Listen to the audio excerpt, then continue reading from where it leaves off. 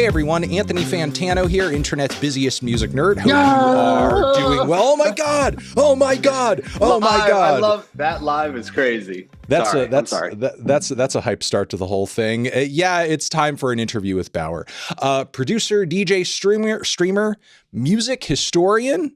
I would say in a lot of ways as well. Thank you. All around cool and talented, chill dude. You have a new record dropping Friday titled You.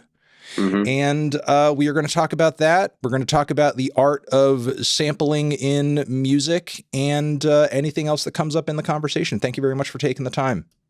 Thank you so much for having me. It's a thrill to be back.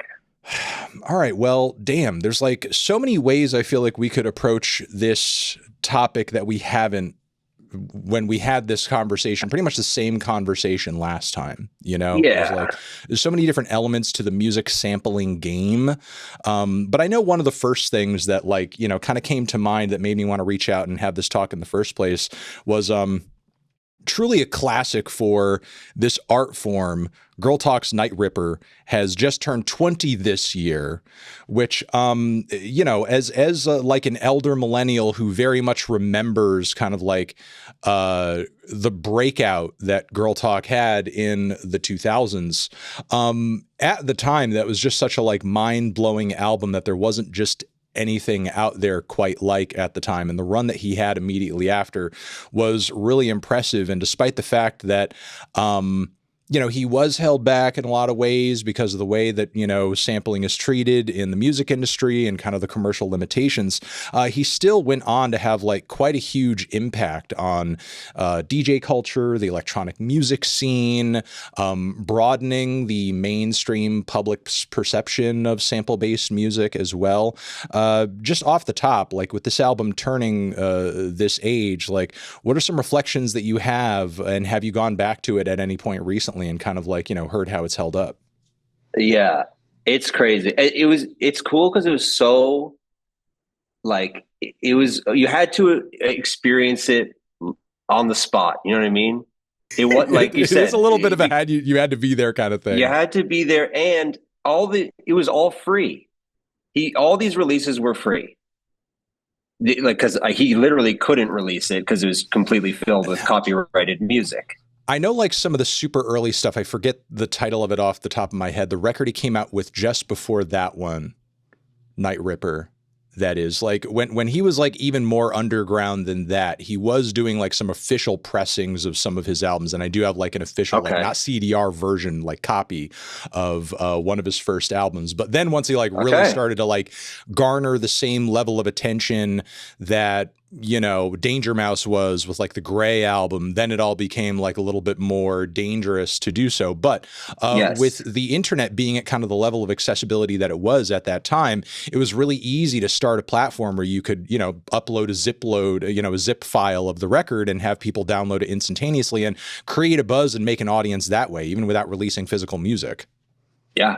And he was on his own website, right? I can't remember. It was like hosted on girltalk.com. Honestly, I know I've had those downloads, and I'm not even sure whether or not I downloaded it from an official website or if at the time it was like some mega upload type thing, because people were also like secondarily uploading and downloading this stuff to other platforms and just like posting it on their blog because the music blogosphere was kind of popping off at the time too. So, even if there was like an official hosting spot, a lot of people would just repost this stuff themselves and host it on a different platform. Yeah, it was very like open source internet-y. It was internet 1.0 or 2.0, whichever. Right. It's not today's internet. It was around Napster time too, right? Or maybe a little bit after Napster. No, it's a little after Napster time, but Napster was still like relevant, or music or file sharing in general. Yeah, but it's still very like piratey, the way he's like taking this, Journey songs, taking huge songs and mashing them up and making them his own. And like, I think he really made a killing. I don't think he could obviously sell it. So it spread organically online. People were uploading it themselves. He was hosting himself, whatever. And then he, I think, just crushed it on touring and doing like colleges and stuff. And so it was kind of all about like the live Girl Talk experience with him. And that's awesome. And I think in a way, like looking back now, like that's a great place to be for a DJ or producer or artist, to have a really good live business. You know what I'm saying? And having control of your like distribution. I feel like I see that peaking up right now where people might not be the most popping on socials, but they have a great actual real life fan base. And they're touring and they're just crush it on shows. For anybody who's not like initiated, and maybe this is something to kind of dive into a little bit as a DJ yourself, what do you say about the artistry or lack thereof, which I know there were criticisms of at the time when he was performing, about the fact that like, at many of these shows, he was kind of like pulling up with his laptop and his cool edit mixes and then just like literally pressing play and letting them rip, and Yeah. as lame as that sounds on some level, I will say like in his interviews, he did talk about sort of like playing these mixes out and purposefully noticing and paying attention to the crowd and sort of like working in certain drops due to the knowledge of what the crowd is going to be aware of in popular music and sort of like, reacting to that and kind of like shifting the things and edits that he was making out of sort of like crowd reaction and knowledge of the music he was performing. But also on top of it, like if you go back and listen to these records, he was working in way too many samples of anything to do any of this on the fly. I mean, maybe some of like the most maybe some of the most extreme DJ talent in the world could pull off some of what he was doing like in the moment with like all the updated digital equipment that there is out there. But like we're talking about multiple, like several song samples happening at the same time and then shifting into several different moments later. It's not the kind of thing you can just kind of conjure in a moment. Absolutely not. I mean, it's incredible enough the fact that he made it at all. Like to do that, even sitting down at a computer and doing it is insane. Like the way he's able to weave through this music and combine it is crazy at all. So forget about doing it live. And like, yeah, so the fact that he was basically pressing play on his computer, I kind of think I love that it didn't matter. No one cared. You know what I mean? Like the show was so good. No one, no one gave a shit. There's no one like, maybe there's a couple of dudes in the back like this isn't live, but for the most part, everyone was having too good a time. They didn't care at all. In the immediate aftermath, or even just kind of fast forwarding today, like where do you personally see, if any, of like the immediate or distant influence of, a record like this? I mean, I know this project wasn't out quite yet when we had maybe our initial conversations about doing this interview, but I think maybe like the most recent example is like the new Jane Remover Leroy project that, a lot of people are kind of like labeling as Daria core, whatever the hell Daria core is, like this kind of niche SoundCloud subgenre that is, very kind of like influenced by modern EDM, but comparing it to sort of like the standards of sampling set by artists like Girl Talk, there is a lot of really aggressive sort of overlap between different pieces of source material, all kind of like jamming into each other at once. Even if I think in terms of like groove and in terms of like the progression of the tracks, like, a lot of the electronic and dance influences are far different. But again, in terms of like the sheer amount of samples going into any one of these tracks, be it in a Leroy project or anything else that people might categorize as Daria core, it seems like pretty similar in vibe. Yeah, I've not heard Daria core. Well, I mean, maybe sort of like kind of rewinding a little bit, because this does feel like maybe something that you would be aware of. I will say this, and maybe this is a little disheartening. I don't know your kind of take on this, but it does feel like in a lot of ways, looking at artists and editors like Neil Cicierega, for example, or a lot of the extreme sort of mashup stuff and sample work that we see in these underground SoundCloud communities. It feels like a lot of the same sampling ethos that Girl Talk used to employ has been getting sort of like used for years in a way that has more or less been like more as treated as like a joke. and just like Yeah. completely unserious. And we're just like kind of taking the piss out of sample based music entirely. And, as fun as some of that was, to me as a fan and, knowing kind of like the origins of some of that stuff in the early internet, it has felt like maybe a little disappointing that this could have been getting taken more seriously, or maybe some artist or two could have come out of the woodwork to like carry that girl talk torch in a way.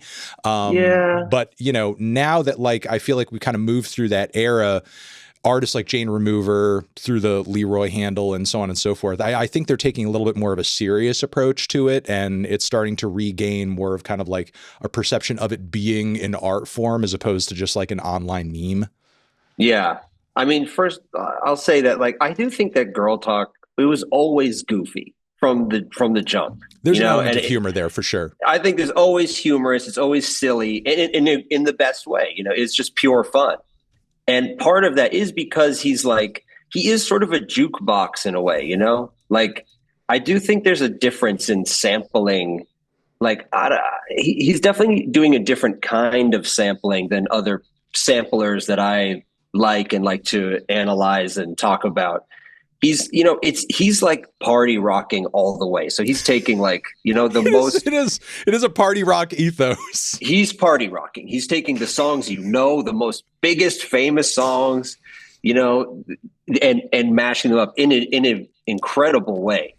But like there's the other side of sampling that I kind of like is taking obscure records, taking weird records, taking whatever, and using them in an interesting way and making something new and cool out of it. You know what I mean? Well, that kind of makes me jump into the next topic that I wanted to get into, and that's that there is still a lot of sampling going on in modern pop music and modern hip hop, but Yeah. Please, I would love for you to go into what you feel like is kind of driving this trend. It seems like it's kind of drifting away from that tried and true method of looking for those gems, looking for those classic sort of like touchstone moments and looking for that, sort of like obscure source material.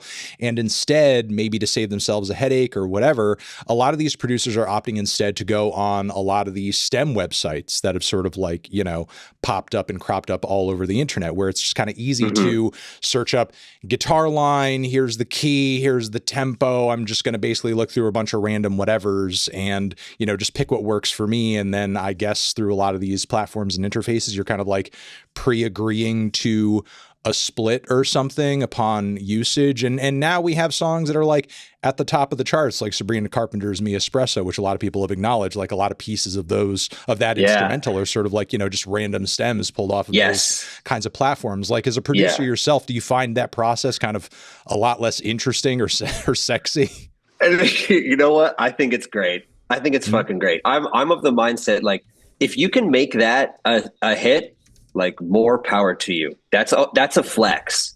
To me, that's sort of like Espresso is 2 splice loops. So it's 2 pre-made loops, and then he played bass. That's it. And like, to me, like, that's so sick.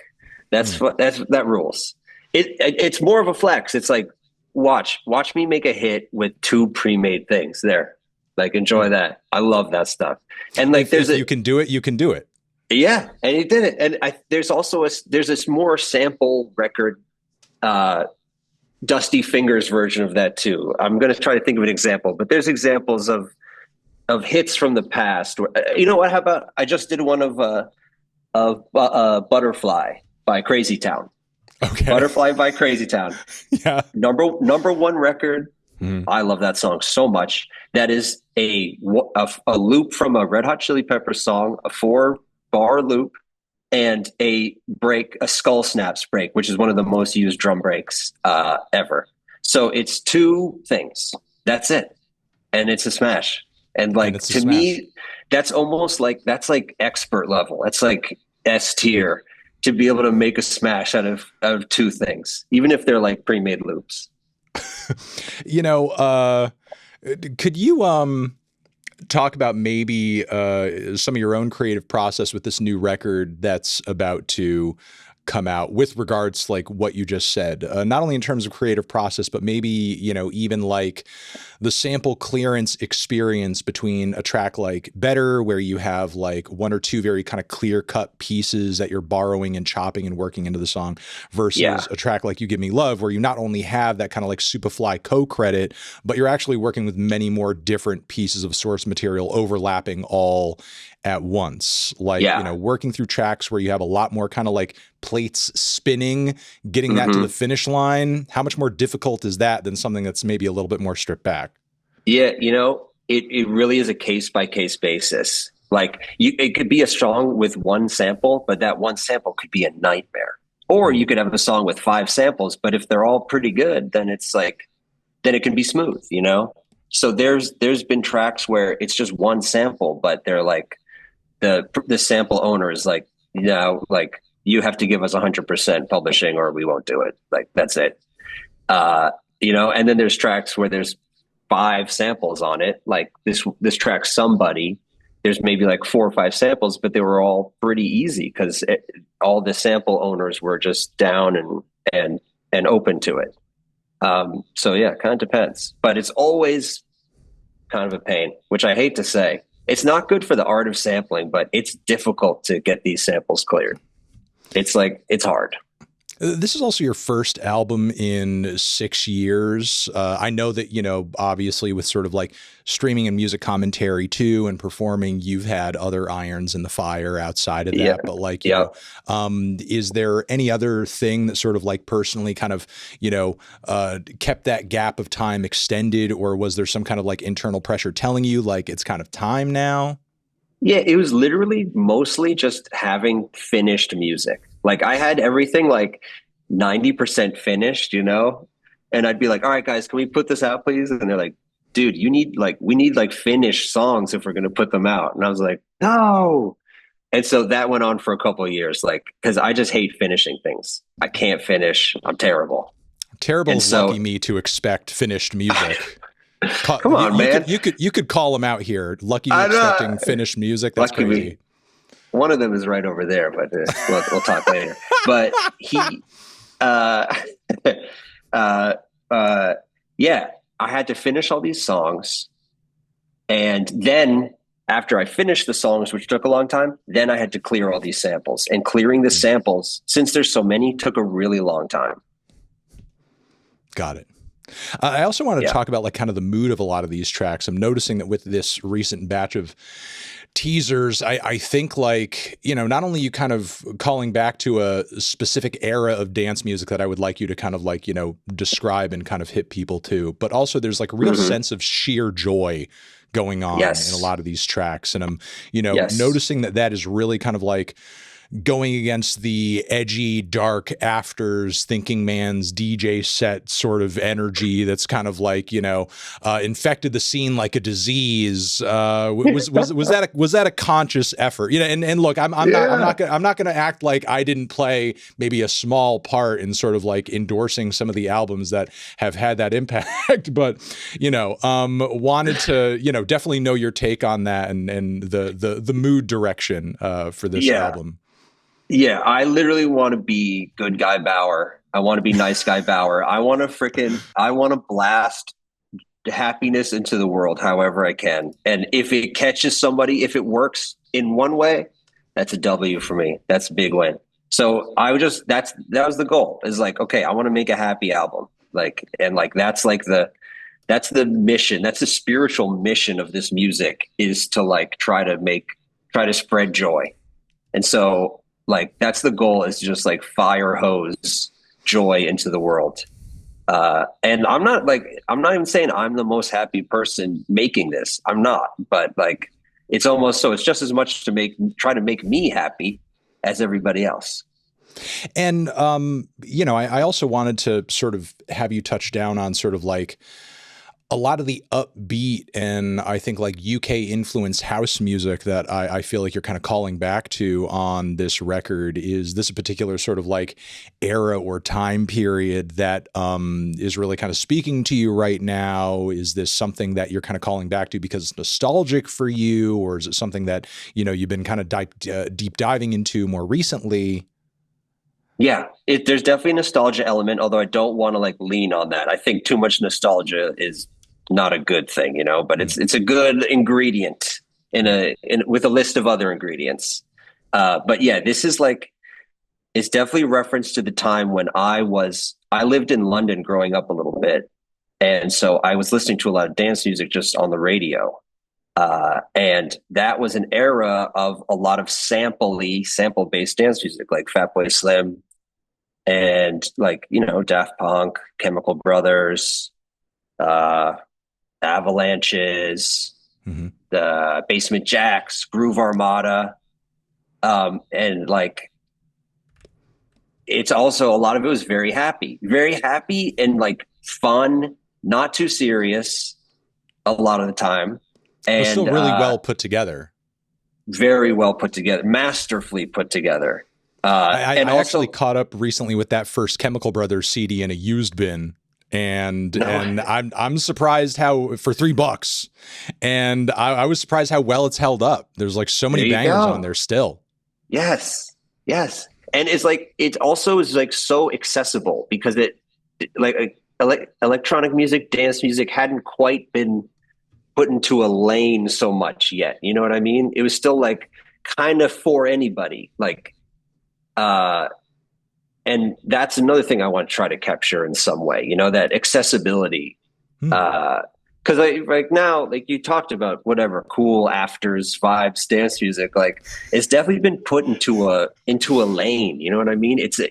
It's a category. It's like, oh, do I like that or not? Hmm. And I like the idea of things being, crossing over, like whatever. So someone who likes rock could listen to Justice and be like, oh, okay, I kind of like this. This is Or sort of like, or robot rock. or robot rock. There you go.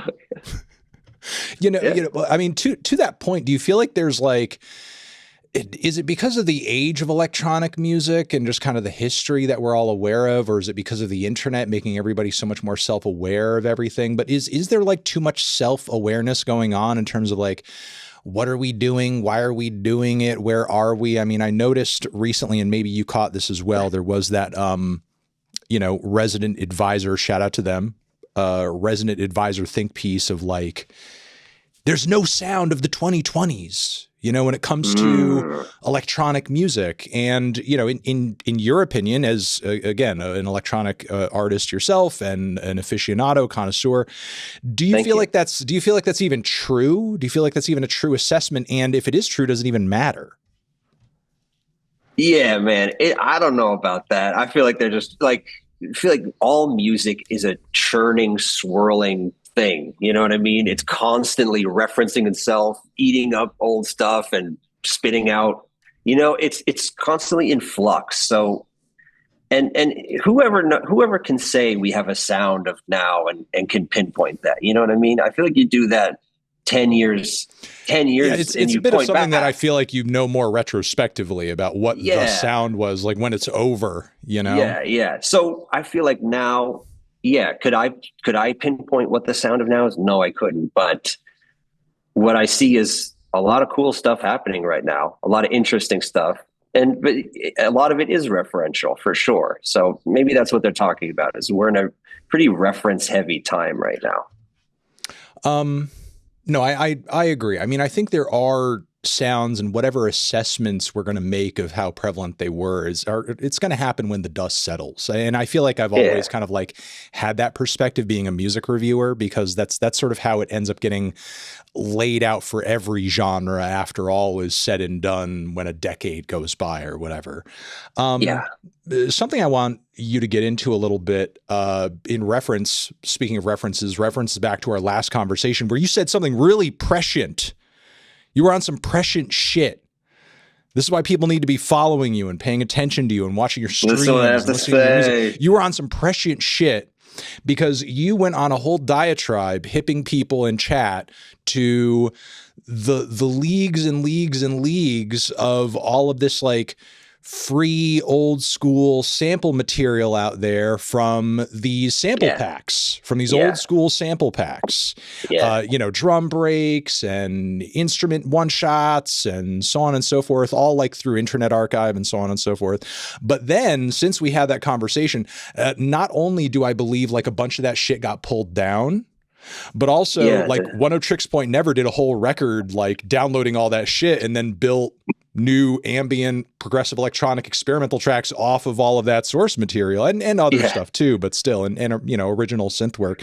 And I Yeah. sort of wanted to know about like, any thoughts passing that you have like about that record if you've given it a spin, but also just like, your view on sort of that era of the internet and kind of our connections to it currently, given that, the existence of a lot of that source material is kind of like under threat with, Internet Archive being more of a shaky platform than it used to be because of all of the copyright threats and, just the difficulty of finding a lot of this stuff now.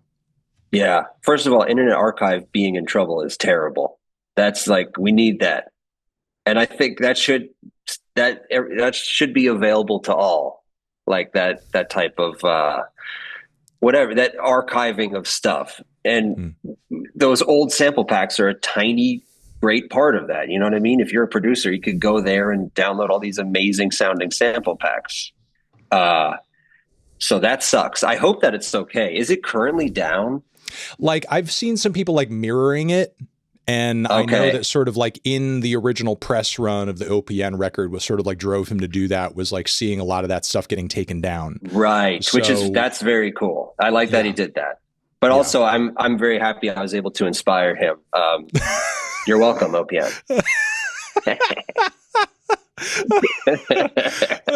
No, I did. I think I listened to that I went to like a listening of that record. That was in just a movie theater, but with nothing showing on the screen. They were just playing the record over quite the vibe. Like quite the vibe. And I gotta say, I swung so much during the listening of that album of like, I like this, and like, I want to get out of here right now. I don't like this at all. I like this. Get me out of here. I hate this. Which I think is an interesting way. Props to his art for making me experience it in that way. Have those mood swings. Have those mood swings, yeah. I love Daniel's music, and I'm yet to actually see him live. I would be down to hear him do what he does live, but like, listening to his records for me is a very kind of solo experience. I don't know if I would, have the most joyous of time doing an album listening party with like other OPN people and just like staring at each other silently and just like bunch of nerds. Just no, not even. Look, I'm down to hang with some nerds if it's a good nerdy time, but just sort of like having deep contemplative, introspective thoughts communally with the OPN album. It might be a bit much for a bunch of strangers, Yeah. Shout out to OPN, man. If you see this, let's collab. Shout out to OPN. I wanted to ask you also about the rise of AI in music over the last several years. And, I've had my own arguments and points about this, but, from the perspective of somebody who's done the thing and honed the craft and put in the effort and put in the time, I would love to know your sort of like opinion on the philosophy and the argument that, has been thrown my way multiple times when I sort of am talking about and pulling these things apart, that like, a lot of what's AI out there is, rehashing and repurposing and, sort of like being trained on other copyrighted established music, And, people used to hate or decry sampling for the same reason. So because the same thing, it should just be like kind of grandfathered in, and wanted to know your own thoughts on like that argument, because there are a lot of people who will throw out sort of like the angle that they're basically the same thing. So why are you offended at one and offended at the other? Is it a double standard? Yeah. Well, it's interesting. So thinking back to when sampling first showed up, whenever samplers were like available for people to buy, I could definitely see people going like, what is this? They're using other people's music to like, this is bullshit. But wow, does that seem so innocent compared to AI now, which is like absolutely evil trash, in my opinion. Slop. I think it sucks. I think it's trash. And yeah, like you want to do an argument of like, oh well, people didn't like the printing press when it came out, and fine, I don't give a shit. I'm one of those haters of the printing press. Then call me that because I think it sucks. And like to me, from where I am, that's why I love sampling, because it is like taking humanity that was imprinted on a vinyl or on a CD or in a moment. It was captured. A moment was captured of human expression, and then you are able to take it and recontextualize it and give it new life. And I think that's a great thing. Um, and I think it's even better now because this like just sewer pipe of AI Dookie is just constantly pumping trash into our musical world, you know. Okay, but like another kind of weird sidebar about this conversation, and I've had my moments where I've been like a little on the fence with this, and there are definitely some notable examples, be it either I know Metro Boomin has done this, I know Lil Wayne has done this, I know JPEG Mafia recently engaged in something similar. Like, what do you think about the process of not just like generating AI music and then putting it out there and just calling your own, but like finding or coming upon a piece of AI music and then sampling that and then putting that into a different original work? Is, even from a personal level, is that something that you would do even as a joke? Or is that even to you, like, the process or idea of that kind of poo poo?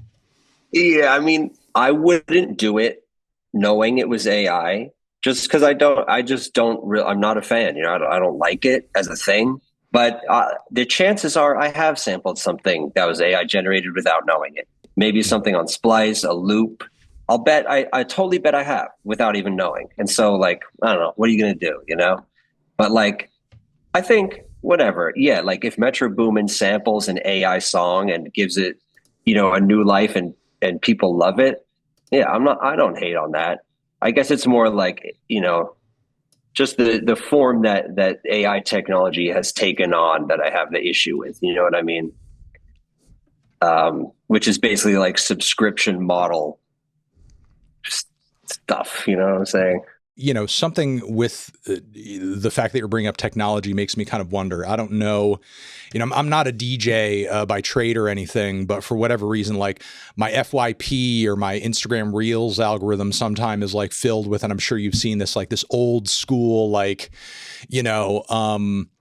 sampling gear porn where it's like, you just find this random guy and he's got like the most tricked out studio, and in the middle of it, cased in glass, he's got like this Lynn drum machine, or he's got like this like old sampler that like RZA used, where it's like you only have a single second of sampling sort of like time on each sort of Yeah.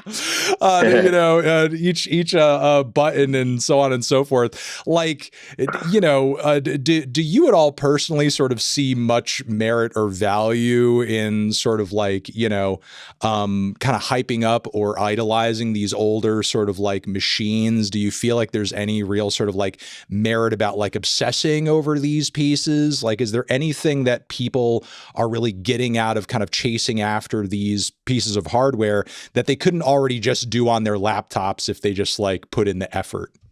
Yeah, I think like obsess over it if that's what floats your boat, if that's something that you really are into, cool, obsess over it. But I think it's more about like learning and seeing what people did with those machines because they were limited by technology. They had to use them.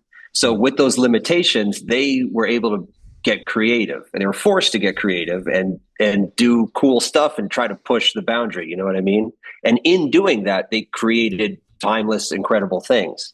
And so I think it's a good idea to look at those, learn why they did it, and like try to tap into that, and maybe even let it influence your whatever art you're making. Even though now you have a laptop and you can, the possibilities are endless.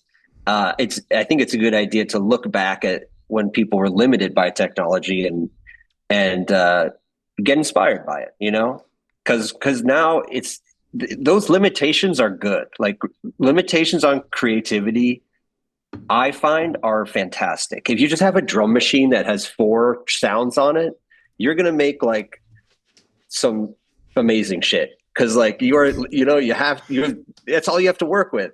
So you're going to try to push it as hard as you can. And yeah, any way you can limit yourself creatively, try to do it. Cause I guarantee it'll give some good results.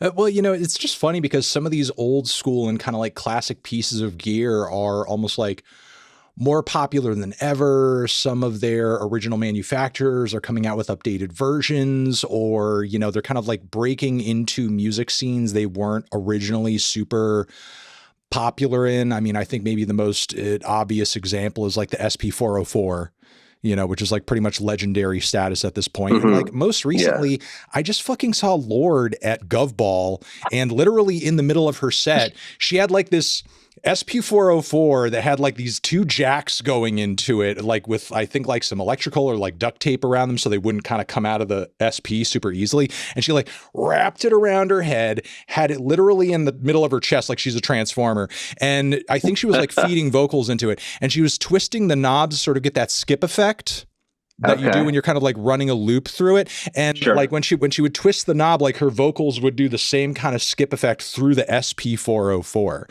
And it's like, I feel like at the time that sort of like machine was kind of like making waves as, sort of like the du jour piece of gear for like your average hip hop producer, like, someone like who's doing kind of like an Imogen Heap level abstract art pop performance wasn't like, looking to the SP to do what they were doing. Yeah, totally. But hey, I guess like people like that gear now. They like, getting tactile with it. Like, especially for Lorde, if she's performing, it's cool to see her go like messing with some piece of technology. You know what I'm saying? I mean, whatever, anything's better than a laptop. How boring is that? What if Lorde brought out I guess Justin Bieber did that. That was kind of cool, actually. Yeah, exactly. It's like the boundaries of performance have been completely broken down. You can wrap an SP404 around your head if you want. You can just go on YouTube and you could Both you could play valid. your songs off of you. You could literally pull up on Spotify with your laptop and just play the songs from the record. Yeah, totally. I was thinking about that. Maybe my NPR Tiny Desk, I'll just pull it up on YouTube and sit there. Oh, do you have one coming up? No, I don't. Well, shout out to Tiny Desk because shout out to Tiny Desk. Book me, man. I think they should book you. I think they should consider you. Yeah. Please. All right. Man, thank you for coming on to talk about this and the record and dive back once again into this topic with me and being such a wealth of knowledge, being the GOAT. Oh my God. Thank you so much for having me. I really appreciate it. Everybody check out not the Underscores album, the Baauer album, though you can enjoy both. Enjoy both, man. You can enjoy both of them. Shout out to Underscores. Shout out to Underscores. You can't even make your own personal mega mix where you alternate the tracks from each record. Call it W. After Underscores is done playing with Charlie XCX, we'll get the Baauer Underscores W tour. That's right. That's right, man. Oh boy. Let me tell you, I was like, damn, should I change this name right now? But it's too damn late. I had to just send it. You had to just send it. Honestly, it's a popular letter. It's a popular letter. Big letter these days. Turns out it's a big letter these days. It's a real big letter. It's a real big letter these days. I thought it was one of the more low-key letters. I was mistaken. It's a vowel. Any vowel is going to draw attention. That's true. I should have named it next time. T. Yeah, T. T's good.